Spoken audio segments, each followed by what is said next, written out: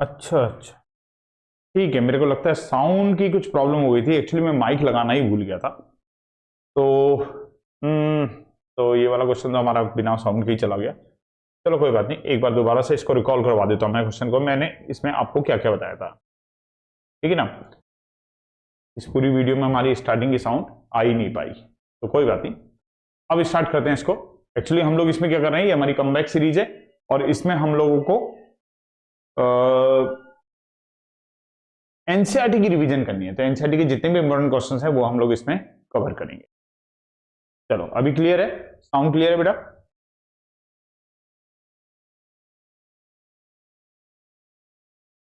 Sound clear है अभी?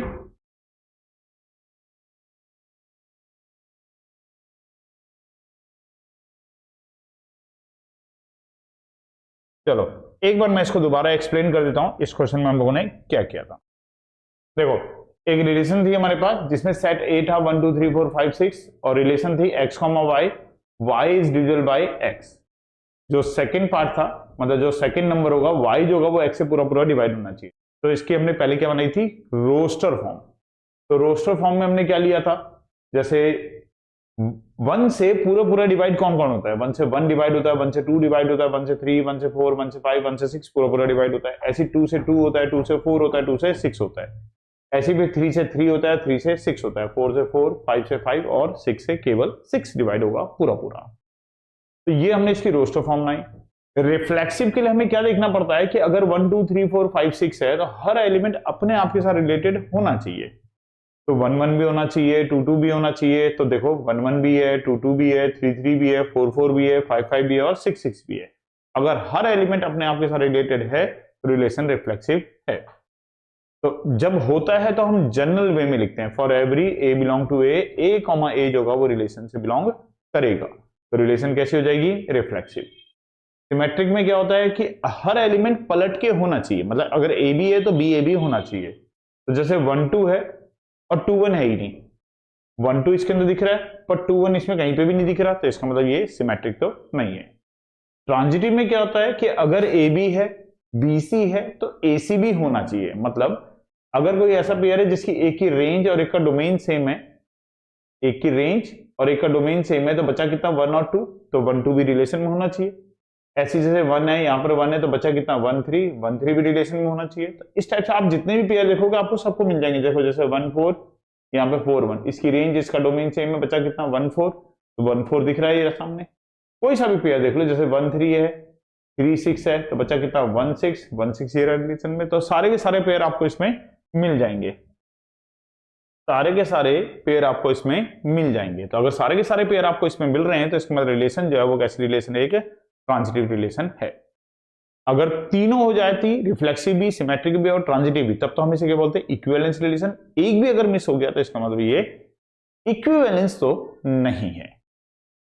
चलो एक और क्वेश्चन करते हैं, नेक्स्ट क्वेश्चन। स्टार्टिंग में तो साउंड भी हम लोग का नहीं आया था। चलिए अब करते हैं इसका क्वेश्चन। अगला क्वेश्चन है, show that the relation set R in the real number defined by this. एक रिलेशन हमें गिवन है R A comma B such that A less than equal to कितना है, B square is neither reflexive nor symmetric nor transitive. ना तो ये reflexive है, ना सिमेट्रिक है, ना ट्रांजिटिव है। एक रिलेशन में शो करनी है, ना ये रिफ्लेक्सिव, ना ये सिमेट्रिक, ना ये ट्रांजिटिव। कैसे करेंगे देखो। अच्छा नॉट है तो नॉट के लिए हमें एग्जाम्पल देना पड़ेगा, तो कोई ना कोई एग्जाम्पल इसका सर्च करेंगे। चलो करते हैं, एग्जाम्पल देखना पड़ेगा। सबसे पहले हम बात करते हैं रिफ्लेक्सिव की, कि क्या ये रिलेशन रिफ्लेक्सिव है या नहीं है। रिलेशन क्या है कि a कॉमा बी अगर रिलेशन में है तो a छोटा होगा b स्क्वायर से। रिफ्लेक्सिव में हमें क्या देखना होता है कि a कॉमा a रिलेशन में है या नहीं है। तो क्या a स्क्वायर से छोटा होगा या नहीं होगा, ये हमें देखना है। और है किसके लिए ग्रुप, सभी रियल नंबर के लिए। आप कोई सा भी रियल नंबर ले सकते हो, नेगेटिव ले सकते हो, पॉजिटिव ले सकते हो, फ्रैक्शन ले सकते हो, सब कुछ ले सकते हो। क्या हर नंबर का स्क्वायर करने पर पक्की बात है बड़ा ही होता है, जनरली तो बड़ा ही होता है। आप 2 का स्क्वायर करो, 3 का स्क्वायर करो, माइनस वाले के किसी भी नंबर का स्क्वायर करो तो पक्की बात है बड़ा हो जाता है। लेकिन 0 से 1 के बीच के जो नंबर होते हैं इनकी ये प्रॉपर्टी है कि अगर आप इनको स्क्वायर करोगे तो ये बड़े नहीं होते, ये और छोटे हो जाएंगे। जैसे 1/2 है, 1/2 जो होता है वो एक रियल नंबर होता है, लेकिन अगर मैं 1/2 में और 1/2 के स्क्वायर में कंपैरिजन करूं तो स्क्वायर बड़ा नहीं होता, स्क्वायर और छोटा हो जाता है। तो ये छोटा नंबर है 1/2 से, तो इसका मतलब 1/2 जो है क्या वो छोटा, क्या ये बड़ा है? नहीं, बिल्कुल बड़ा नहीं है। रिलेशन थे कि ये जो पहला वाला होना चाहिए, ए जो होना चाहिए वो बी स्क्वायर से क्या होना चाहिए? छोटा, मतलब ए स्क्वायर से छोटा होना चाहिए था, छोटा नहीं आया। नहीं आया तो इसका मतलब 1/2 1/2 जो है ये रिलेशन के अंदर नहीं होगा। ये वाला आर किसके लिए है? रियल नंबर के लिए। ये वाला आर किसका है? रिलेशन का। तो ये रिलेशन में नहीं आ रहा है। अगर ये रिलेशन में नहीं आ रहा है तो इसका मतलब रिलेशन इज, ये इंप्लाई करता है रिलेशन इज नॉट रिफ्लेक्सिव। इसका मतलब रिलेशन रिफ्लेक्सिव नहीं है। क्लियर बात? दूसरी बात करेंगे किसकी? सिमेट्रिक की, कि क्या ये रिलेशन सिमेट्रिक है या नहीं है। तो सिमेट्रिकली क्या है कि अगर ए बी स्क्वायर से छोटा है तो बी भी ए स्क्वायर से छोटा होना चाहिए। ढेरों एग्जांपल मिल जाएंगे जहां ऐसा नहीं होता है। देखो जैसे क्या 1 छोटा होता है, उल्टा ले लिया, अच्छा नहीं ठीक ही था। क्या 1 छोटा होता है 2 के स्क्वायर से? क्या 1 छोटा होता है 2 के स्क्वायर से? हाँ है छोटा। अगर 1 छोटा होता है 2 के स्क्वायर से, इसका मतलब 1,2 जो है वो रिलेशन में है। अब जरा पलट के देखो, क्या 2 छोटा होता है 1 के स्क्वायर से? बिल्कुल भी नहीं। 2 1 के स्क्वायर से छोटा नहीं होता, 2 तो बड़ा होता है। इसका मतलब 2,1 जो है वो रिलेशन में नहीं है। अगर एक भी पेयर ऐसा मिल गया जहां ए बी रिलेशन में है और बी सी रिलेशन में, ए बी रिलेशन में पर बी ए रिलेशन में नहीं है, तो इससे हमें यह बात पता चल जाती है कि रिलेशन इज नॉट सिमेट्रिक। ये रिलेशन सिमेट्रिक रिलेशन तो नहीं है, ना ये रिफ्लेक्सिव ही ना ये सिमेट्रिक ही। लास्ट बचती बात ट्रांजिटिव की। ट्रांजिटिव चेक करते हैं, ट्रांजिटिव चेक करते हैं। देखो क्या 10 छोटा होता है 5 के स्क्वायर से? बिल्कुल होता है। क्या 10 5 के स्क्वायर से छोटा होता है? हाँ होता है। तो इसका मतलब यह हुआ कि 10,5 तो रिलेशन में है। क्या 5 छोटा होता है 3 के स्क्वायर से? बिल्कुल होता है।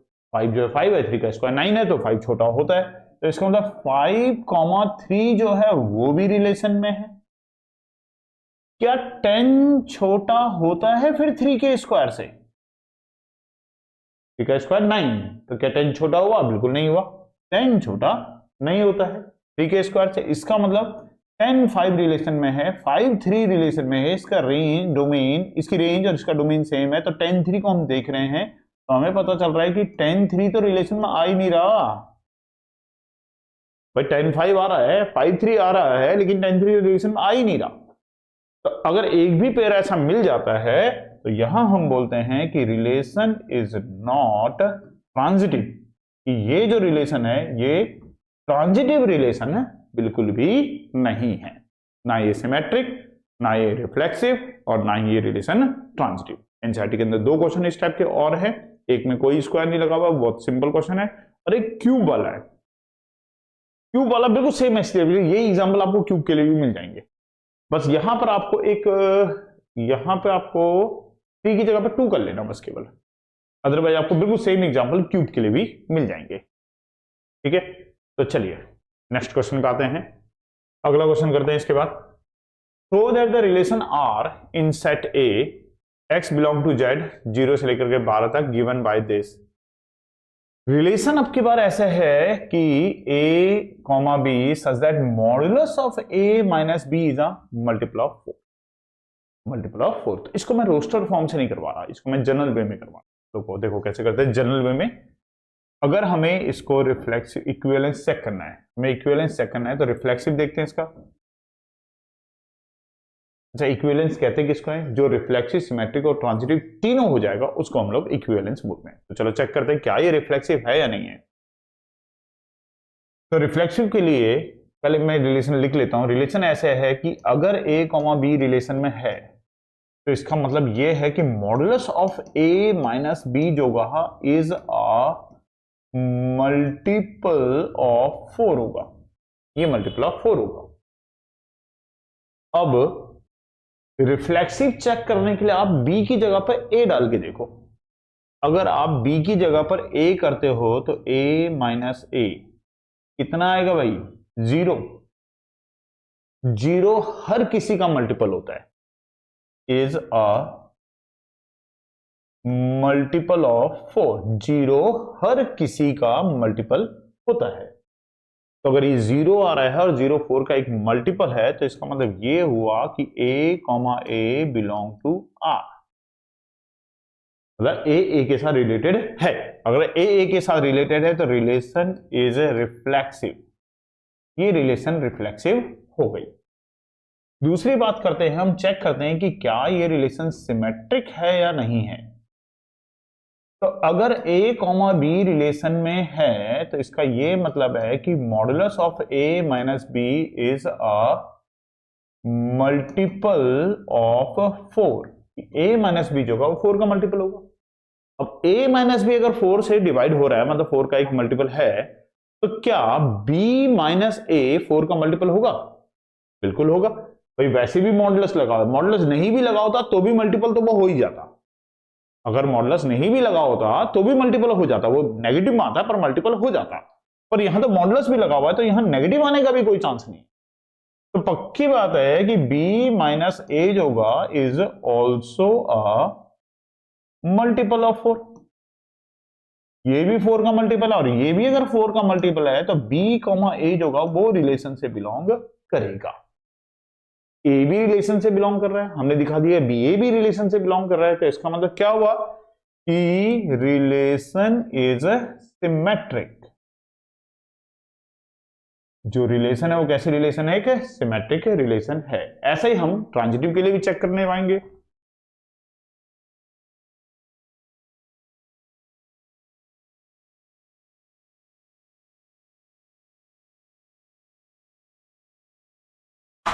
चलिए इसी टाइप का हम लोग फिर अब ट्रांजिटिव के लिए भी चेक करते हैं। तो ट्रांजिटिव के लिए कैसे चेक करेंगे इसको? अब हम करते हैं ट्रांजिटिव के लिए चेक।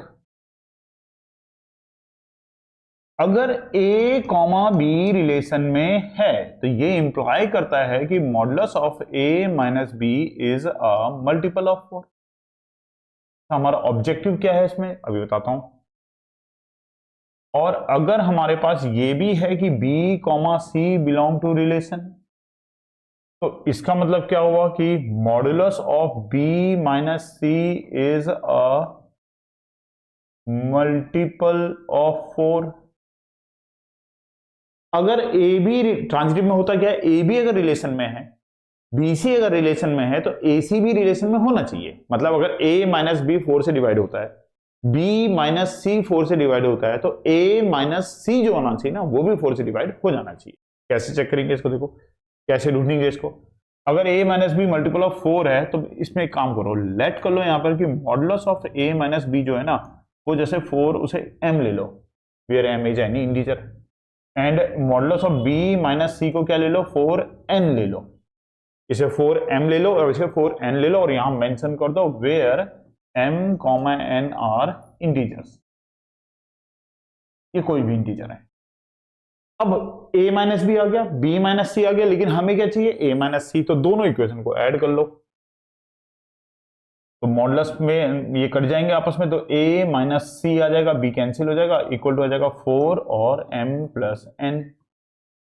तो a माइनस सी जो हो गया वो 4 इंटू समथिंग आ गया। अगर वो 4 इंटू समथिंग आ गया तो modulus of a minus C is a multiple of 4 आ गया। तो a माइनस सी का मॉडुलस अगर 4 का एक मल्टीपल है तो इससे ये पता चलता है कि a कॉमा सी जो होगा वो भी रिलेशन से बिलोंग करेगा। a कॉमा सी जो है वो भी रिलेशन से बिलोंग करेगा और रिलेशन कैसी हो जाएगी? Relation is transitive. रिलेशन जो गई वो ट्रांजिटिव रिलेशन यहां पर बन गई। रिफ्लेक्सिव भी हो गई, सिमेट्रिक भी हो गई, ट्रांजिटिव हो गई। तो अगर सब कुछ हो जा रहा है, तीनों रिलेशन आ जा रही है, हेंस हम कह सकते हैं कि R is an equivalence relation. ये रिलेशन एक इक्विवेलेंस रिलेशन तो यहां पे बन रही है। एक पार्ट तो हमने अपने क्वेश्चन का कर लिया। क्वेश्चन में हमसे पूछा था कि भाई प्रूफ करो कि इक्विवेलेंस रिलेशन, तो इक्विवेलेंस रिलेशन तो हमने ऐसे दिखा दी। पहले हमने उसे रिफ्लेक्सिव दिखा दिया कि ए कॉमा ए रिलेशन में है, फिर हमने सिमेट्रिक दिखा दिया कि ए बी है तो बी सी भी है, फिर हमने ट्रांजिटिव दिखा दिया कि ए बी है बी सी है तो ए सी जो है वो भी रिलेशन में है। तीनों होने पर इक्विवेलेंस हमारा हो गया।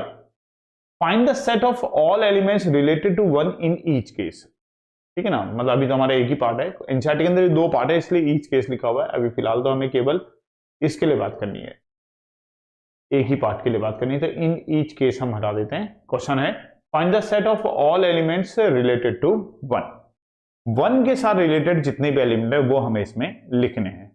तो रिलेशन किस चीज की है कि माइनस करने पर मल्टीपल ऑफ 4 आना चाहिए। तो बताओ भाई ऐसे कौन कौन से नंबर हैं 0 से 12 के बीच में, 0 से 12 तक ऐसे कौन कौन से नंबर हैं जिनको 1 से माइनस करने पर ऐसा नंबर आ जाए जो 4 से डिवाइड होता हो। तो बताओ 0 से 12 के बीच में कौन कौन से ऐसे नंबर हैं, एलिमेंट्स हमें लिखने हैं। हम यहां लिखने जा रहे हैं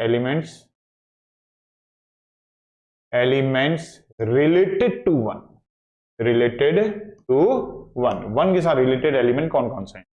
तो देखो 1 में से अगर हम 1 को माइनस करें तो 0 आएगा जो कि 4 का मल्टीपल है। 1 में से अगर हम 5 को माइनस करें तो 4 आएगा, ये भी 4 का एक मल्टीपल है। 1 में से अगर हम 9 को माइनस करें तो 8 आएगा, ये भी 4 का एक मल्टीपल है। बस मेरे ख्याल से 0 से 12 तक हमें यही नंबर मिलेंगे 1, 5 और 9 जिनको 1 के साथ माइनस करने पे हमें 4 का मल्टीपल मिलेगा। ठीक है ना, ये सारे के सारे क्या आ रहे हैं, मल्टीपल ऑफ 4 आ रहे हैं, मल्टीपल ऑफ 4 ये आ रहे हैं। तो इसका मतलब जो फाइनल आंसर हो गया वो क्या हो गया, 0, 4, 8। ये तीन एलिमेंट क्या है, आर रिलेटेड टू 1। ये सारे के सारे एलिमेंट जो है 1 के साथ रिलेटेड है। तो ये क्वेश्चन था हमारा, और करा हमने इसको, करा किस तरीके से, इसको हमने जनरल वे में किया, एग्जाम्पल लेके नहीं किया, मतलब रोस्टर फॉर्म बना के नहीं किया, जनरल तरीके से करा। तो ये तरीका भी आप लोगों को आना चाहिए। चलिए नेक्स्ट क्वेश्चन में आते हैं। ये भी कुछ ऐसा ही है, इसको भी हम जनरल वे में ही करेंगे। हाँ बिल्कुल है, बिल्कुल है, इक्विवेलेंस रिलेशन थी वो। चलो नेक्स्ट क्वेश्चन करते हैं। T1 सिमिलर T2, रिलेशन कैसी है आपकी बात, रिलेशन कैसी है कि अगर T1, T2 रिलेशन में है तो इसका मतलब T1 जो है वो सिमिलर है किसके, T2 के। तो रिफ्लेक्सिव चेक करते हैं इसका। इस ऐसे क्वेश्चंस में तो फिर हमें रोस्टर फॉर्म बन ही नहीं पाती, इसमें तो हमें जनरल वे में ही करना पड़ता है। तो अगर हम इसका रिफ्लेक्सिव चेक करेंगे तो देखो अगर T1 T2 रिलेशन में है तो इसका मतलब है कि T1 सिमिलर है T2 के। क्या T1 सिमिलर होगा T1 के, बिल्कुल होगा, अपने आप के तो सिमिलर होगा ही। और अगर T1 T1 के सिमिलर है तो इसका मतलब T1 T1 जो है वो रिलेशन में है। अगर T1 T1 रिलेशन में है तो इसका मतलब रिलेशन जो है वो रिफ्लेक्सिव रिलेशन है। इसका मतलब ये रिलेशन रिफ्लेक्सिव रिलेशन है। दूसरी बात करते हैं, क्या ये रिलेशन सिमेट्रिक है या नहीं है, बिल्कुल होनी चाहिए। देखो बहुत सिंपल सी बात चल रही है कि T1 अगर T2 रिलेशन, T1 T2 अगर रिलेशन में है तो ये इंप्लाई करता है कि T1 सिमिलर है T2 के।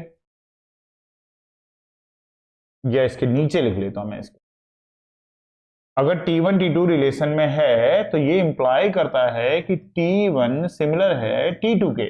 अगर T1 ट्रायंगल T2 ट्रायंगल के सिमिलर है तो क्या T2 triangle T1 triangle similar होगा, बिल्कुल होगा भाई। T2 भी तो सिमिलर ही होगा T1 के, जब एक ट्रायंगल दूसरे के सिमिलर है तो दूसरा भी तो पहले के ही सिमिलर होगा, एंगल तो सब बराबर ही रहेंगे ना। तो इसका मतलब T2, T1 जो होगा वो भी रिलेशन में आएगा। अगर ये भी रिलेशन में है तो इसका मतलब रिलेशन कैसी हो गई, ये सिमेट्रिक। तीसरी बात आती है ट्रांजिटिव की। ये भी बहुत सिंपल सा है, साफ साफ समझ में आ रहा होगा आप कि क्या करना है भाई। T1 T2 के सिमिलर, T2 T3 के सिमिलर।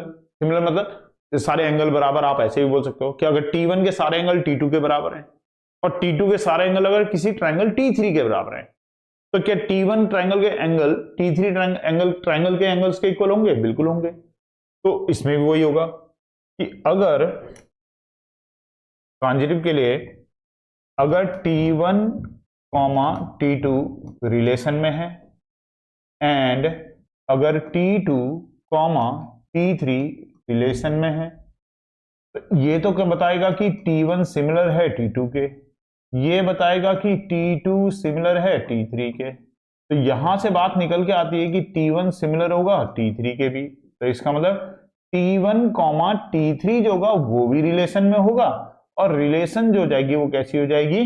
ट्रांजिटिव हो जाएगी।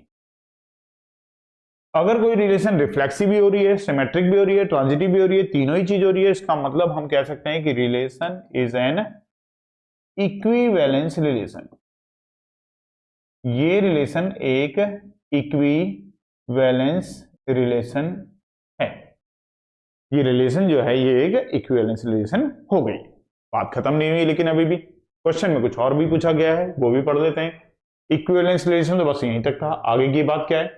Consider 3 right angle triangle T1 with side 3, 4, 5, T2 with side this, T3 with side this, which triangles among T1, T2, T3 are related?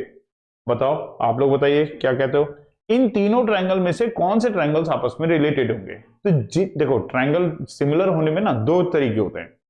एक तरीका तो एंगल्स का होता है, अगर एंगल्स इक्वल हो तो आप उन ट्रायंगल को सिमिलर बोल सकते हो। दूसरा तरीका एक साइड्स का भी होता है। साइड्स अगर प्रोपोर्शनल है ट्रायंगल्स की, रेशियो अगर उनका सेम है, तो भी हम उन ट्रायंगल को कैसे बोलते हैं? सिमिलर बोलते हैं। अब आपको कहा 3 ट्रायंगल है, ये T1 है 3, 4, 5, ये T2 है 5, 12, 13, ये है 6, 8, 10। इसमें से चेक कर लो कि किसकी जो साइड्स हैं वो प्रोपोर्शनल हैं। तो जिसकी साइड प्रोपोर्शनल हो जाएंगी वो ट्रायंगल हमारे सिमिलर हो जाएंगे। तो क्या क्या है? 3, 4, 5 मैं यहां लिख लेता हूं पहले, फिर करते हैं। T1 की जो साइड है वो है 3, 4, 5, T2 की जो साइड है वो है 5, 12 और 13, और T3 की जो साइड्स हैं वो है 6, 8 और 6, 8 और 10, 6, 8 और 10, ये 3 साइड है। अब देखिए ये ट्रायंगल है हमारे पास T1, T2 और T3। रेशियो देखना है कि किसकी साइड्स का कॉरस्पॉन्डिंग साइड का रेशियो सेम आ रहा है। तो देखो 3/5, 4/12 ना, ये तो नहीं आया सेम, तो T1, T2 तो हट गए लाइन से। 5/6, 12/8 ना, ये भी सेम नहीं आ रहा। 5/6 और 12/8 रेशियो बराबर नहीं होते। 3/6 करने पे 1/2 आएगा, 4/8 करने पे 1/2 आएगा, 5/10 करने पर भी 1/2 आएगा। तो इसका मतलब T1 की जो साइड है और T3 की जो साइड्स हैं इनका रेशियो बराबर है। तो हम बोल सकते हैं कि sides of T1 and T3 are proportional. ये जो साइड्स हैं ये प्रोपोर्शनल हैं, तो हम कह सकते हैं कि T1 is similar to T3, या ऐसे बोल लो कि T1, T3 बिलोंग करेंगे किसके साथ? रिलेशन के साथ बिलोंग करेंगे। तो ये इस रिलेशन को सेटिस्फाई कर रहे हैं। तो रिफ्लेक्सिव, सिमेट्रिक, ट्रांजिटिव, कोई ना कोई क्वेश्चन तो इसका आपको एग्जाम में मिलना ही मिलना है। यही कॉन्सेप्ट हमारा पूरे में घूमता रहता है। चलिए नेक्स्ट क्वेश्चन पे आते हैं। एक हम ऑन टू का क्वेश्चन करते हैं। ये सेकेंड एक्सरसाइज का पहला ही क्वेश्चन है। एक फंक्शन दे रखा है f r स्टार से लेकर r स्टार तक, और फंक्शन दे रखा है f(x) = 1/x।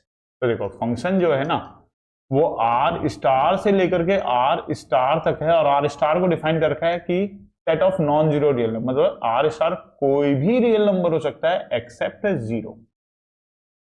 जीरो को छोड़ के कोई सा भी रियल नंबर ये हो सकता है r स्टार। और फंक्शन जो है वो है f(x) = 1/x, और हमें चेक करना है कि ये 1, 1 on 2 है या नहीं है, शो करना है।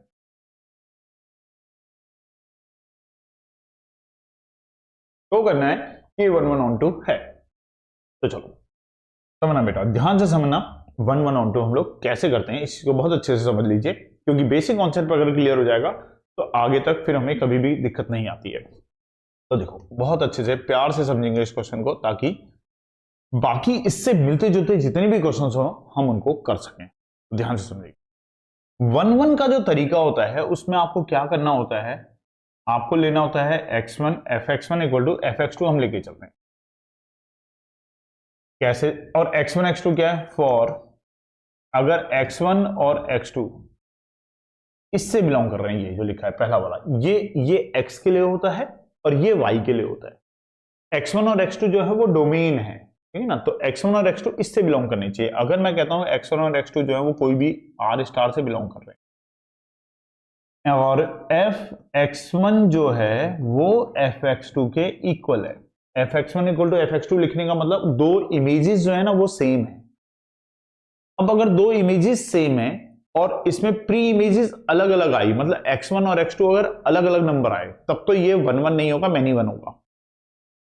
और अगर इमेजेस सेम है और प्री इमेजेस मतलब x1 x2 भी इक्वल आ जाए, तो इसका मतलब क्या हो जाएगा? 1-1 हो जाएगा, ठीक है ना। तो यहां से देखते हैं, देखो fx जो था हमारे पास क्वेश्चन में वो था fx equal to 1/x, fx जो था वो था 1/x। तो fx1 कितना होगा? 1/x1, और fx2 कितना होगा? 1/x2। इसको अगर हम सिंप्लीफाई करेंगे, रेसिप्रोकल करेंगे, तो x1 इक्वल टू कितना हो जाएगा? x2। तो अगर हम ये लेके चल रहे हैं और x1 इक्वल टू x2 हमारा आ रहा है, बस केवल यही आ रहा है, इसके अलावा और कुछ नहीं आ रहा है, तो इसका मतलब कंफर्म हो गया कि फंक्शन जो है वो 1-1 है। इसका मतलब कंफर्म हो गया कि फंक्शन जो है वो 1-1 है। ऑन टू का तरीका देख लो और समझ लो, और हमेशा के लिए यही तरीका लगाना। ऑन टू के लिए हम अपने fx को रिप्लेस कर देते हैं y से। लेट कर लिया, जैसे हमने क्या कि fx जो है वो y के बराबर है, इसको हम y लिख रहे हैं, तो y इक्वल टू कितना हो जाएगा? 1/x। यहां से अब हम x निकालेंगे, इसको हम एक तरीके से बोलते हैं हमने फंक्शन का इनवर्स निकाल लिया, x की वैल्यू निकाल ली 1/y। अब यहां कंडीशन चेक करो, ये ग्रुप किसके लिए होता है? x के लिए। ये ग्रुप किसके लिए होता है? y के लिए। तो y की वैल्यू अगर हम इस ग्रुप में से लेते हैं, तो क्या हमेशा x की वैल्यू हमें इस पहले वाले ग्रुप में से मिल रही है या नहीं मिल रही है? अगर एक भी एग्जांपल ऐसा मिला ना जहां y की वैल्यू आपने यहां से ली और x की वैल्यू यहां पर नहीं है, तो इसका यह मतलब हो जाएगा कि ऐसी कोई ना कोई इमेज जरूर है जिसकी प्री इमेज नहीं है, तब ये मतलब हो जाएगा उसका। तो अगर एक भी ऐसा एग्जाम्पल मिल गया जहां y आपने यहां से डाला और x आपको यहां से नहीं मिल रहा है, तो इसका मतलब ये फंक्शन ऑन टू फंक्शन नहीं होगा। और अगर ऐसा कोई एग्जाम्पल नहीं मिलता है तो ठीक है, फिर तो ऑन टू हो जाएगा। तो देखो y की वैल्यू आप r स्टार में से कुछ भी डाल लो, r स्टार का मतलब कोई भी रियल नंबर डालो, 1 2 3 4 -1 -2 -3, पर जीरो मत डालना। नेगेटिव पॉजिटिव फ्रैक्शन डेसिमल जैसा मर्जी लेना है ले लो, पर जीरो छोड़ देना। और आप चाहे यहां पर कुछ भी पुट करके देख लो जीरो के अलावा, पक्की बात है x की वैल्यू आपको रियल नंबर मिल जाएगी। नॉट रियल मिलती एक ही केस में, जब आप यहां पे क्या डालते हैं? जीरो। और जीरो डालने के लिए पहले से ही मना कर रखा है, तो इसका मतलब हम क्या लिखेंगे? For every y belong to r star x will also belong to r star. तो y अगर हम किसी भी कोई भी रियल नंबर ले रहे हैं, तो x जो है वो भी हमें क्या मिल रहा है? रियल नंबर मिल रहा है। ये इंप्लाई करता है कि फंक्शन जो है वो कैसा फंक्शन है? एक ऑन टू फंक्शन है। फंक्शन 1-1 भी हो गया, फंक्शन ऑन टू भी होगा। अच्छा, मैं आपको एक वर्ड और बता देता हूं, 1-1 का एक दूसरा नाम भी होता है, 1-1 का एक दूसरा नाम भी होता है इंजेक्टिव। ऑन टू का एक दूसरा नाम भी होता है सरजेक्टिव। तो कहीं भी अगर ये वाले वर्ड निकल जाएं तो ध्यान रखना, इनको इंजेक्टिव और सरजेक्टिव भी बोलते हैं। अगर कोई फंक्शन 1-1 भी आ रहा है और ऑन टू भी आ रहा है, दोनों आ रहा है, तो इसका मतलब क्या हुआ कि फंक्शन जो हो गया f इज बाइजेक्टिव फंक्शन। अगर कोई फंक्शन 1-1 और ऑन टू दोनों हो जाता है, मतलब इंजेक्टिव भी हो जाता है, सरजेक्टिव भी हो जाता है, तो ऐसे फंक्शन को हम लोग क्या बोलते हैं? बाइजेक्टिव फंक्शन बोलते हैं। बात लेकिन खत्म नहीं हुई है, क्वेश्चन अभी खत्म नहीं हुआ है, क्वेश्चन थोड़ा सा और भी है। Is the result true if domain r star is replaced by the natural number? अगर हम यहां पे डोमेन को चेंज करके नेचुरल नंबर कर दें, अगर हम डोमेन को चेंज करके नेचुरल नंबर कर दें, मतलब वो कह रहा है कि अगर हम अपने क्वेश्चन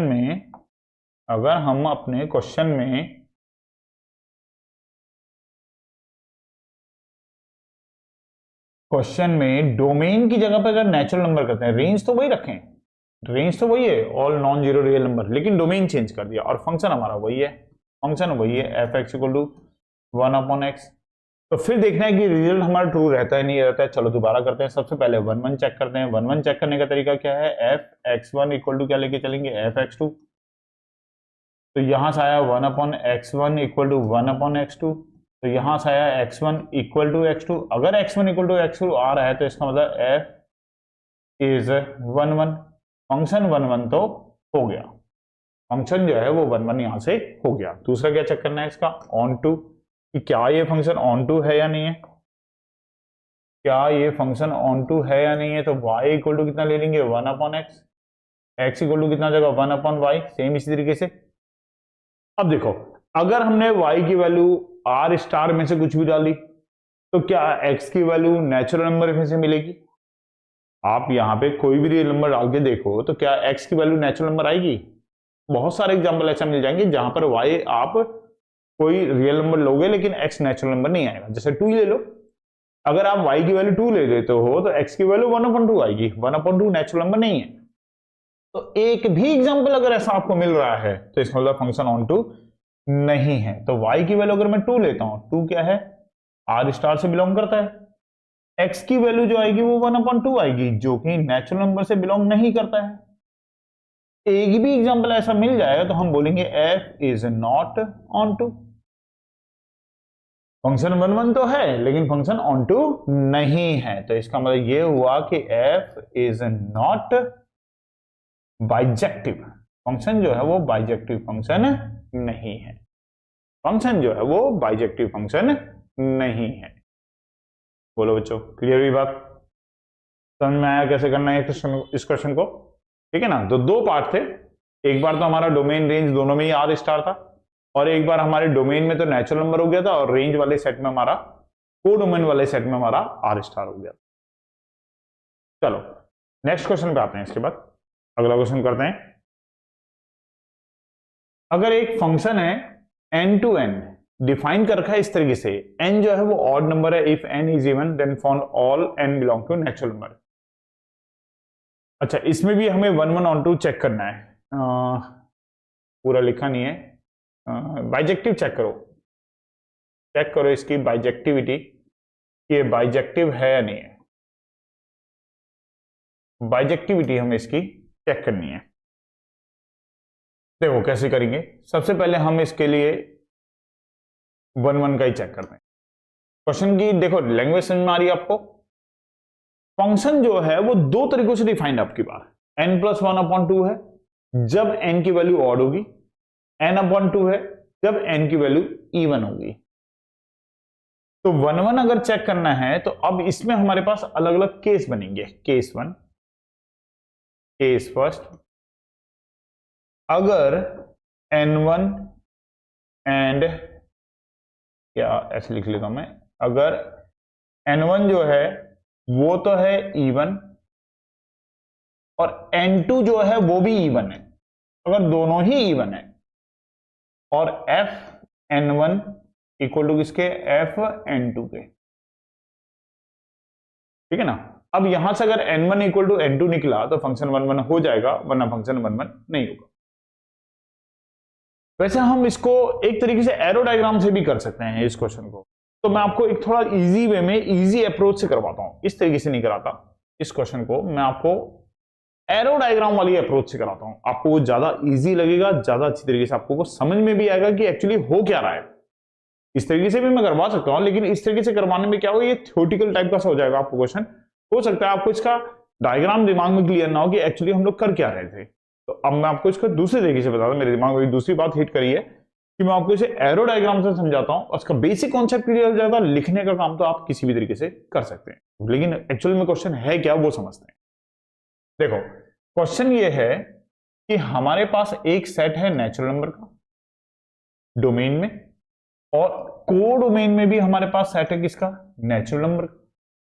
डोमेन में भी नेचुरल नंबर है, कोडोमेन में भी नेचुरल नंबर है। अब नेचुरल नंबर क्या होते हैं? नेचुरल नंबर 1 होता है, 2 होता है, 3 होता है, 4 होता है, 5 होता है, 6 होता है, 7, 8, 9, 10 ऐसे चलते रहते हैं। यहाँ पे भी यही है, तो 1 है, 2 है, 3 है, 4 है, 5 है, 6 है एंड सो ऑन चलता रहेगा ये भी ऐसे। अब देखो हमें चेक करना है कि 1 1 है या नहीं है। पहले तो हम इसकी एरो डायग्राम कंप्लीट करते हैं।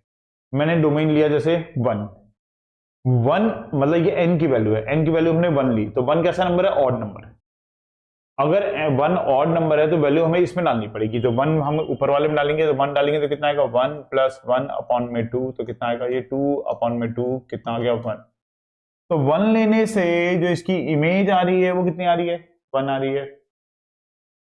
फिर हमने कहा चलो भाई हम n की वैल्यू 1 नहीं लेते, अब हम n की वैल्यू 2 ले लेते हैं।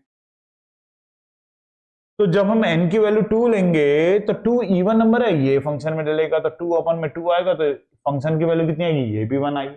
तो जब हमने डोमेन 2 लिया तब भी हमें जो रेंज मिली वो कितनी मिली? 1 मिली। फिर हमने डोमेन फिर चेंज किया, फिर हमने डोमेन 3 लिया, 3 ऑड नंबर है, ऑड नंबर इसमें डलेगा, तो फंक्शन जो आएगा वो कितना आएगा? 3 प्लस 1 अपॉन में 2, तो 4 अपॉन में 2 कितना आएगा? ये 2 आएगा। 3 से हमें 2 मिला। फिर हमने n की वैल्यू 4 ली, 4 कैसा नंबर है? Even number. इवन नंबर इसमें डलेगा, तो 4 अपॉन 2 करने पे 2 आएगा, तो 4 से भी 2 आया। 4 अपॉन 2 करा तो ये भी 2 आया, तो 4 से भी 2 आया।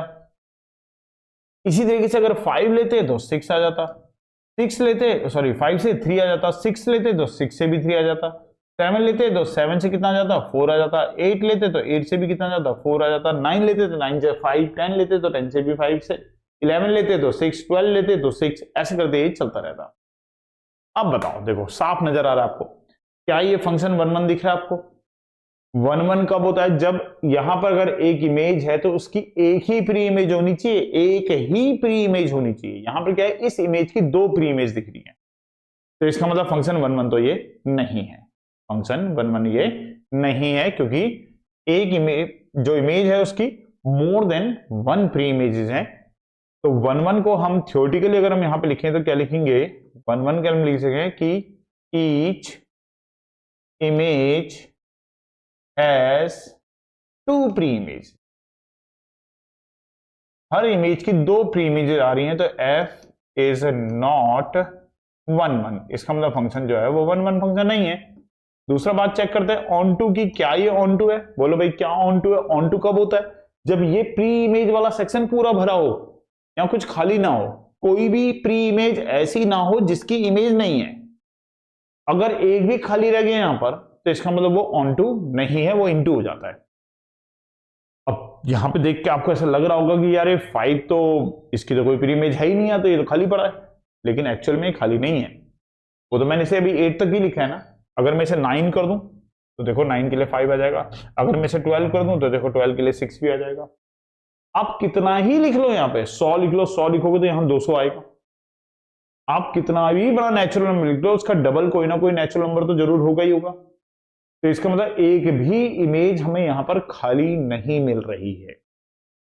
और अगर एक भी प्री इमेज हमारी खाली नहीं है, सभी इमेजेस के लिए कोई ना कोई प्री इमेज अगर है, इसे इमेज बोलते हैं, इसे प्री इमेज बोलते हैं, सभी इमेजेस के लिए कोई ना कोई अगर प्री इमेज है तो इसका मतलब ये फंक्शन ऑन टू है। तो इसका मतलब all images have at least 1 pre image. Her image के लिए कम से कम एक प्री इमेज जरूर है, तो f इज ऑन टू। इसका मतलब फंक्शन जो है वो 1 1 तो नहीं है लेकिन ऑन टू है। तो कुल मिलाकर बाइजेक्टिव नहीं है, कुल मिलाके बाइजेक्टिव ये नहीं है, क्योंकि 1 1 तो नहीं था ना भाई। बाइजेक्टिव होने के लिए 1 1 और ऑन टू दोनों का होना जरूरी था। अब ये 1 1 तो नहीं था, ऑन टू था, तो 1 1 नहीं था, तो 1 1 नहीं होने के केस में इसको हमने बोल दिया कि ये बाइजेक्टिव नहीं है। ठीक है ना? तो ये बहुत बढ़िया तरीका समझने का, बहुत इजी तरीका समझने का कि 1 1 ऑन टू है या नहीं है। बहुत बड़ा लंबी करने की बजाय आप इसको इसके तरीके से समझ सकते हैं, इसका कॉन्सेप्ट क्लियर हो जाता है कि क्वेश्चन एक्चुअली है क्या। बाकी लिखने का एक फॉर्मेट वो भी है जिससे मैं पहले कराना चाह रहा था आपको, लेकिन फिर मैंने सोचा पहले आपको इसका कॉन्सेप्ट समझाया जाए कि एक्चुअल मेरा क्वेश्चन ये कहता क्या है, इसका मतलब क्या है। चलो नेक्स्ट क्वेश्चन करते हैं। एक फंक्शन दे रखा है, इसका जो डोमेन है वो है a टू b, फंक्शन जो है वो है a टू b, और a को डिफाइन कर रखा है कोई भी रियल नंबर ले लेना, 3 मत लेना, 3 को छोड़ देना। b कह रहा है कि कोई भी रियल नंबर ले लेना, 1 मत लेना, 1 को छोड़ देना b के लिए। चलो चेक करना है इसका 1 1 ऑन 2 है या नहीं है। तो 1 1 चेक करने का जो हमारे पास तरीका होता है वो fx1 इक्वल टू हम fx2 लेके चलेंगे। यहां पे मेंशन जरूर कर देना कि x1 और x2 दोनों किससे बिलोंग कर रहे हैं, ये a से, ठीक है ना। डोमेन ये डोमेन के लिए होता है, ये रेंज के लिए होता है। तो x1 और x2 दोनों किससे बिलोंग कर रहे हैं, ये a से बिलोंग कर। फंक्शन एक ही अब की बार, ऐसा नहीं कि अलग अलग फंक्शन दे रहे, एक ही फंक्शन है। तो fx1 भी इसी में डालना है और fx2 भी हमें इसी में डालना है।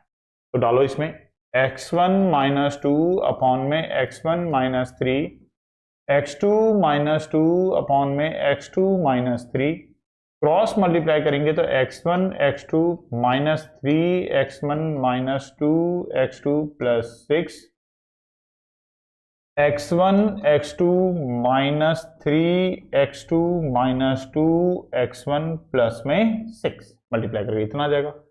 प्लस 6 से प्लस 6 कैंसिल किया, x1 x2 से x1 x2 कैंसिल करा, यहां से बचेगा क्या क्या 3x2 है, 2x2 है, ये 3x2 इधर भेज दो तो x2 रह जाएगा, 2x1 है माइनस 3x1 है, ये उधर गया तो x1 आ जाएगा। तो x1 इक्वल टू x2 आ गया।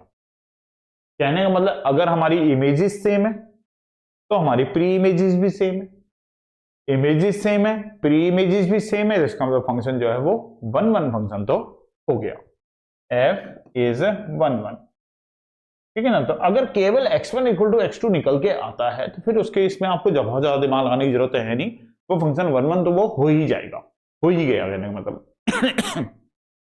अब आती है बात किसकी, ऑन टू की। अब चेक करते हैं क्या ये फंक्शन ऑन टू है या नहीं है। तो ऑन टू के लिए हम लेट कर लेते हैं कि जो fx है, fx को थोड़ी देर के लिए y से दिखा देते हैं। तो क्वेश्चन हो जाएगा y equal to x minus 2 upon में x minus 3, x minus 2 upon में x माइनस 3, और अब यहां से किसकी वैल्यू निकाल लेंगे हम, x की। क्रॉस मल्टीप्लाई करेंगे तो कितना आएगा, xy minus 3y equal to x minus 2, x को इधर ले लेंगे तो xy minus x equal to 3y minus 2, x common ले लेंगे तो y minus 1 equal to 3y minus 2, x की जो वैल्यू हो जाएगी वो हो जाएगी 3y माइनस 2 अपॉन में y माइनस 1, ठीक है ना। क्या निकाला हमने, इसको क्या बोलते हैं, इसको बोलते हैं कि हमने इस फंक्शन का इनवर्स निकाल लिया। ये जो हमने निकाला x को अलग अलग कर लिया ना, तो हमने क्या निकाला, इस फंक्शन का इनवर्स निकाल लिया। अब इसमें चेक कर लो ग्रुप क्या है हमारे पास, a टू b, ये ग्रुप किसके लिए होता है, x के लिए, ये ग्रुप किसके लिए होता है, y के लिए। इसमें चेक कर लो कि अगर आप y की वैल्यू इस b सेट में से ले रहे हो तो x की वैल्यू आपको a सेट में से मिल रही है या नहीं मिल रही है। अगर मिल रही है तो ऑन टू है। एक भी एग्जांपल ऐसा मिल गया जहां आपने y को b सेट में से ले लिया लेकिन x की वैल्यू a सेट में से नहीं आ रही है, तो इसका मतलब ऑन टू नहीं है। b सेट जो है वो है कोई भी रियल नंबर एक्सेप्ट 1। तो यहां पर आप कोई भी रियल नंबर डालो, कोई भी रियल नंबर, 1 मत डालना, 1 छोड़ देना। y की वैल्यू कोई भी रियल नंबर डालो, 1 के अलावा, चाहे 2 डालो, चाहे 3 डालो, चाहे 4 डालो, पक्की बात है नॉट डिफाइंड तो नहीं आएगा। नॉट डिफाइंड इसने केवल 1 से ही आना था, नॉट रियल इसने केवल 1 से ही आना था। 1 के लिए साफ मना कर रखा कि भैया कुछ भी ले लेना पर 1 मत लेना, बाकी तुम्हें जो मर्जी आए, जो इच्छा करे वो रियल नंबर ले लो। तो कोई भी रियल नंबर ले लो, 1 के अलावा पक्की बात है x की वैल्यू आपको रियल नंबर मिलेगी ही मिलेगी, और 3 कभी नहीं मिलेगी, वो तुम करके देख लेना, है 3 कभी नहीं मिलेगी। तो हम कह सकते हैं फॉर एवरी y अगर बिलोंग करेगा सेट b में से तो x will belong to set a। आप y की वैल्यू सेट b में से कुछ भी डाल के देख लो, x की वैल्यू आपको सेट a में से मिल जाएगी। अगर ऐसा हो रहा है तो f इसका मतलब कैसा फंक्शन है, एक ऑन टू फंक्शन है। 1 1 यहां से हो गया, ऑन टू यहां से हो गया, 1 1 ऑन टू दोनों हो गया, तो इसका मतलब फंक्शन कैसा फंक्शन हो गया, ये बाइजेक्टिव फंक्शन। तो 1 1 भी हो गया और ऑन टू भी हो गया, और हम बोल सकते हैं कि फंक्शन जो है वो बाइजेक्टिव फंक्शन है। वैसे क्वेश्चन में बोला नहीं है लिखने के लिए, इसलिए मैं लिख नहीं रहा हूं, बस पूछा था कि इस f is 1 1 and onto, तो yes f is one and f is onto. Justification हमने सामने कर दिया। चलिए नेक्स्ट क्वेश्चन पे आते हैं। इसके बाद एक क्वेश्चन है, ये एनसीईआरटी के अंदर मिसलिनियस के अंदर ये दो क्वेश्चन है, दो ऑब्जेक्टिव के क्वेश्चंस थे ये, तो मुझे बढ़िया लगे तो मैंने आज की क्लास में ये क्वेश्चन रख लिए हैं। एक सेट है ए 1 2 3 इसके एलिमेंट है और रिलेशंस कंटेनिंग 1 2 और 1 3, then number of relations containing 1 2 and 1 3 which are reflexive and symmetric but not transitive. आप अब एक सेट है, देखो पूरा क्वेश्चन बात करते हैं। एक सेट है 1 2 3, मिसलिनियस के अंदर आपको ऑब्जेक्टिव नजर आएंगे, लास्ट में नजर आएंगे क्वेश्चन। आपको ऐसी रिलेशंस बतानी है जिनमें 1 2 और 1 3 पक्का आना चाहिए, रिलेशन रिफ्लेक्सिव होनी चाहिए, सिमेट्रिक होनी चाहिए, लेकिन ट्रांजिटिव नहीं होनी चाहिए। तो देखो कैसे करेंगे इसको। अगर मैं ए क्रॉस ए की टोटल कितनी रिलेशन बन सकती हैं इसकी बात करूं तो 1 2 3 और 1 2 3 से टोटल कितनी एलिमेंट आएंगे ए क्रॉस ए में, मतलब रिलेशन में, तो टोटल कितने एलिमेंट होंगे वो देखूं अगर मैं, तो 1 की रिलेशन 1 से 1 1 1 2 1 3 फिर 2 1 फिर 2 2 फिर 2 3 फिर 3 से देखोगे तो 3 1 3 2 और 3 3, ठीक है ना। ये हो गई ए क्रॉस ए की। अब हमें देखना है, हमें वो रिलेशंस लिखनी है, जैसे मैं पहली रिलेशन लिखने जा रहा हूं जिसमें 1 2 और 1 3 तो आना ही आना है, ये तो लेना ही लेना है रिलेशन के अंदर 1 2 और 1 3, ठीक है ना। तो वो मैंने लिख दिया। रिलेशन रिफ्लेक्सिव होनी चाहिए, चलो रिफ्लेक्सिव बनवा देता हूं मैं इसको पहले। रिफ्लेक्सिव होने के लिए उसमें 1 1 का 2 2 का और 3 3 का होना जरूरी है। रिलेशन सिमेट्रिक भी होनी चाहिए, तो इसका मतलब 1 2 है तो 2 1 जरूर होना चाहिए, 1 3 है तो उसको पलट के लिखेंगे तो 3 1 जरूर होना चाहिए। लेकिन ट्रांजिटिव नहीं होनी चाहिए। अभी तक जितना कंपलसरी बात थी उतना तो मैंने लिख दिया, बस मुझे ये चेक करना है कि ये ट्रांजिटिव है या नहीं है। अगर कहीं ऐसा कोई पेयर दिखा जहां एक की रेंज और एक का डोमेन सेम है, ठीक है ना, तो और फिर उसके बाद जो बचे हुए एलिमेंट हैं वो भी रिलेशन में होने चाहिए। देखो जैसे यहां 2, यहां पर भी 2, बचा कितना 1 2, तो 1 2 तो है। जैसे देखो यहां पे 3, यहां पे 3, बचा कितना 1 3, 1 3 भी है ये रहा। जैसे यहां पे 2, यहां पर 1, बचा कितना 2 1, 2 1 ये रहा, दिख रहा है सामने। और देखो और देखो और देखो क्या क्या दिख रहा है। जैसे देखो एक दिख रहा है मुझे ये वाला, यहां पे 1, रेंज में 1, डोमेन में 1, देखा। ये इसकी बात कर रहा हूं मैं, इसकी इन दोनों की, इसकी रेंज में 2 1 है, 1 है, इसके डोमेन में 1 है, बचा कितना 2 3, क्या 2 3 दिख रहा है इसके अंदर कहीं पे? क्या कहीं पे 2 3 है इसमें? नहीं है, 2 3 तो कहीं भी नहीं है। तो ठीक है, इसका मतलब ये जो हमने अभी लिखी हुई है रिलेशन, ये रिफ्लेक्सिव है, ये सिमेट्रिक है, इसमें 1 2 है, इसमें 1 3 है, लेकिन ये ट्रांजिटिव नहीं है, क्योंकि 2 1 है, 1 3 है और 2 3 इसके अंदर नहीं है। एक रिलेशन तो ये बनी। दूसरी रिलेशन बनाने की कोशिश करते हैं भाई। अगर मुझे जितनी मेरी जरूरी बातें थी वो तो मैं पूरी करवा देता हूं पहले। ये तो मुझे चाहिए ही चाहिए, जितना ही सामने लिखा हुआ है इतना तो चाहिए ही चाहिए, इतना तो उसने बोला था, इसके बगैर तो हमारी कंडीशन पूरी नहीं बन पाएगी। इतना तो हमें चाहिए। अब बचा क्या इसमें, क्या बचा ए क्रॉस में 2 3 बचा, चलो डाल लेता हूं 2 3 को। पर हमें रिलेशन सिमेट्रिक चाहिए, 2 3 डालूंगा तो मेरे को 3 2 भी मिलेगा ही मिलेगा, पक्की बात। पर अब जरा ध्यान से देखो, तो जैसे मैंने ये डाला तो ये तो पूरा का पूरा सेम ही आ गया। 1 2 3 4 5 6 7 8 9 एलिमेंट आ गए, 9 के 9 एलिमेंट सारे के सारे आ गए। अगर सारे के सारे एलिमेंट आ गए तो फिर तो पक्की बात है ट्रांजिटिव भी ये होगा ही। तो इसका मतलब ये तो गलत हो गया फिर भाई, ये वाली लाइन तो हमारी गलत हो गई। ये रिलेशन तो इसमें नहीं आएगी, ये तो इसमें नहीं आएगी। तो सही एक ही रिलेशन हमें मिली इसमें, सही हमें इसमें एक ही रिलेशन बनी जो कंडीशन पूरी करवा रही है। तो सही आंसर हुआ इसका कौन सा 1। सही आंसर जो हुआ इसका हुआ इसका 1 इसका सही आंसर हो गया। चलो एक और क्वेश्चन है, एक लास्ट क्वेश्चन और है, एक ही क्वेश्चन और हम लोग करेंगे इसका, बस फिर हमारी क्लास खत्म है। ये मेरे ख्याल से एनसीईआरटी में अगर आप देखोगे तो मिसलेनियस एक्सरसाइज का आखिरी क्वेश्चन नजर आएगा आपको। एक सेट है ए 1 2 3, नंबर ऑफ इक्विवेलेंस रिलेशंस कितनी हो सकते हैं कंटेनिंग 1, 2। इक्विवेलेंस रिलेशन मतलब रिफ्लेक्सिव भी, सिमेट्रिक भी, ट्रांजिटिव भी, लेकिन 1 2 का होना भी जरूरी है। तो चलो करते हैं, सेम उसी तरीके से करते हैं। अगर हमारे पास ए सेट 1, 2, 3 है, तो ए क्रॉस ए अभी अभी मैंने पीछे लिखा था, दोबारा लिख देता हूं, 1 1 होगा, 1 2 होगा, 1 3 होगा, इसके अलावा 2 1, 2 2, 2 3, इसके अलावा 3 1, 3 2 और 3 3। तो कितने एलिमेंट हो गए ये टोटल? 9 एलिमेंट हो गए ए क्रॉस ए के अंदर। अब रिलेशन लिखने चलते हैं, पहली रिलेशन लिखते हैं। उसने बोला रिफ्लेक्सिव, सिमेट्रिक, ट्रांजिटिव तीनों करवाने ही हैं, बहुत जरूरी है। तो सबसे पहले रिफ्लेक्सिव की बात पूरी करवा देते हैं। उसमें रिफ्लेक्सिव चाहिए तो 1 1 भी लो, 2 2 भी लिखो, 3 3 भी लिखो, तीनों लिखो भाई। इन तीनों को के लिखे बगैर वो रिफ्लेक्सिव नहीं हो पाएगा, तो ये तीनों तो आपको लिखने ही लिखने हैं।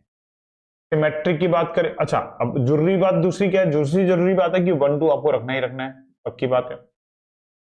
सिमेट्रिक चाहिए, 1 2 लिया है तो 2 1 आपको लेना ही पड़ेगा। पहले आप इतने में ही चेक कर लो क्या ये रिफ्लेक्सिव, सिमेट्रिक, ट्रांजिटिव तीनों हो गया। अगर हो गया तो भाई एक बात तो ये हमारी यहां पे हो जाए। देखो भाई रिफ्लेक्सिव तो है, सिमेट्रिक भी है, ट्रांजिटिव चेक कर लेते हैं। ट्रांजिटिव में देखो 1 2 है तो बचेगा कितना? 1 1, 1 1 है रिलेशन में, कहीं से भी देख लो। जैसे 2 2 है तो बचेगा कितना? 2 1, 2 1 ये रिलेशन में। जैसे 1 1 है, 1 2 है तो इसकी रेंज, इसका डोमेन सेम है, बचेगा कितना? 1 2, 1 2 भी रिलेशन में है, ये रहा। हाँ तो ठीक है, एक तो ये तो हमारा सही हो गया, एक तो आ गई हमारे, रिफ्लेक्सिव है, सिमेट्रिक है, ट्रांजिटिव भी है। दूसरे का चेक करते हैं, एक दूसरी रिलेशन बनाने की कोशिश करते हैं। भाई इतना तो मुझे लिखना ही पड़ेगा, ये तो मेरी मजबूरी है, इसके बगैर तो हमारी वो जो बेसिक कंडीशन, जो क्वेश्चन की गिवन कंडीशन है वो ही पूरी नहीं होगी। तो इतना तो मैं लिखूंगा ही लिखूंगा, इतना तो मैं लिखना ही लिखना पड़ेगा। एक और लिख के देखते हैं, इसमें से हमने इसमें से क्या नहीं लिया अभी तक? 1 3 नहीं लिया है, तो चलो 1 3 लेके देखते हैं। 1 3 लेके देखते हैं, एक 1 3 ऐड किया, पलटूंगा तो इसमें 3 1 मुझे डालना ही पड़ेगा, मजबूरी है। क्यों? क्योंकि सिमेट्रिक चाहिए, सिमेट्रिक चाहिए। अब देखते हैं क्या ये रिफ्लेक्सिव, सिमेट्रिक, ट्रांजिटिव तीनों हो रहा है नहीं हो रहा है, इक्विवेलेंस बन रहा है नहीं बन रहा है। रिफ्लेक्सिव तो ये है ही पहले से, सिमेट्रिक हमने कर ही रखा है, ट्रांजिटिव का चेक कर लेते हैं।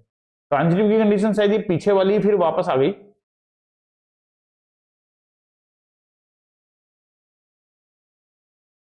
ट्रांजिटिव के लिए हाँ ये देखो, इसकी रेंज और इसका डोमेन सेम है, देखो ये 1 है, यहां पे भी 1 है, 2 1 1 3, बचा कितना? 2 3, पर 2 3 देखो अभी कहीं पे दिख नहीं रहा, तो इसका मतलब इस समय ये ट्रांजिटिव नहीं है। मुझे ट्रांजिटिव बनाना जरूरी है क्योंकि इक्विवेलेंस करना है, तो मुझे 2 3 डालना पड़ेगा। 2 3 डालोगे तो फिर अब 3 2 भी डालना पड़ेगा क्योंकि सिमेट्रिक चाहिए। अगर 2 3 डाल दिया है तो 3 2 भी मुझे इसमें डालना ही पड़ेगा क्योंकि मुझे इसे सिमेट्रिक करना ही करना है। तो मेरे ख्याल से सारे एलिमेंट आ गए, 1 2 3 4 5 6 7 8 9, हाँ तो 9 के 9 एलिमेंट सारे ही आ गए। जब सारे एलिमेंट आ जाते हैं तो फिर तो रिफ्लेक्सिव, सिमेट्रिक, ट्रांजिटिव तीनों हो ही जाता है। तो इसका मतलब अब ये एक और रिलेशन आई। अब मेरे पास कोई स्कोप ही नहीं बचा, कुछ और करने के लिए, कुछ और एलिमेंट बनाने के लिए कोई स्कोप ही नहीं बचा। भाई हमने कोशिश करी थी, मैं कोशिश कर रहा था भाई इतना ही रह जाता ताकि इसको हम आगे कहीं यूज कर लेते, पर ऐसा नहीं हुआ। जब ये डाला तो ये डालना मेरी मजबूरी हुई। ऐसे अगर मैं 2 3 डालूंगा तो 1 3 डालना फिर मेरी मजबूरी हो जाएगी। तो अगर एक और बनाने की भी कोशिश करेंगे तो सेम ही बन जाएगी। तो दो ही रिलेशन ऐसी हो पा रही हैं जो इक्विवेलेंस है, और साथ साथ में इक्विवेलेंस के साथ साथ उसमें 1 2 भी उसमें आ रहा है। ऐसी केवल दो ही रिलेशन हमारे यहां पर बन पा रही हैं। तो सही ऑप्शन जो इसका हो गया वो कितना हो गया हमारा? 2 इसका हमारा सही ऑप्शन आ गया। बिल्कुल सही बात है, ठीक है। केवल दो ही रिलेशन इसमें हमारी बन पा रही है, ठीक है। तो आज की क्लास के लिए फिर हम लोग इतना ही रख रहे हैं। ये लास्ट क्वेश्चन था, हमने एनसीईआरटी के सारे मेन जितने भी इंपॉर्टेंट क्वेश्चन थे वो कवर किए इसके अंदर। ये कंप्लीट नहीं किया लेकिन मैंने इसको टच करवा दिया सारा।